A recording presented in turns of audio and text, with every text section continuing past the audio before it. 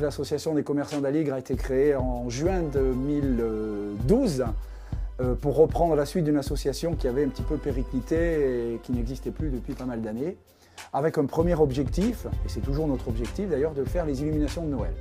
Redonner au quartier un peu de la lumière, un peu de la vie. C'était notre premier objectif, on l'a rempli, donc depuis les 2 Noëls passés.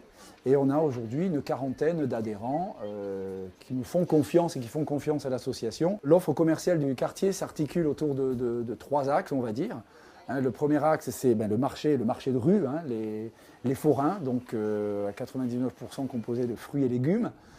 Le deuxième point, c'est la halle Beauvau, vieille halle de 1843 d'ailleurs, historique, classée aux monuments historiques. Et le troisième axe, c'est bien tous les commerces qui sont en périphérie, dans cette rue d'Aligre et autour de la place, composés à la fois donc, des mêmes commerces classiques, petits commerçants indépendants au fromage, chocolat, épicerie fine, et aussi de la restauration. Ce qui a changé dans les 2 ans et qui fait que notre rue est en train de monter un petit peu en gamme et changer un petit peu de figure, c'est l'arrivée donc de ces nouveaux commerçants, de plusieurs nouveaux commerces toujours liés au métier de bouche, et aussi le développement de commerçants déjà existants qui ont ajouté une offre supplémentaire à leur activité.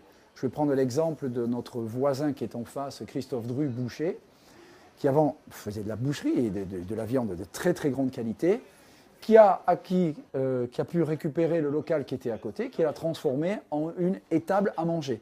Donc il fait de la petite restauration.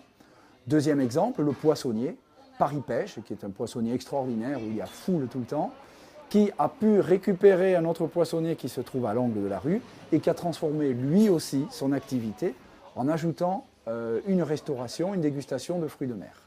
Il y a une augmentation de la qualité, les commerçants ont aussi compris que c'était par cette qualité qu'ils pourraient attirer de nouveaux clients, tout en restant populaire.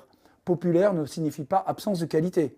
Bien au contraire, à mon avis, tout le monde a le droit de manger sainement et de bons produits. Donc je pense qu'ils l'ont compris et on assiste à un renouveau en termes de qualité.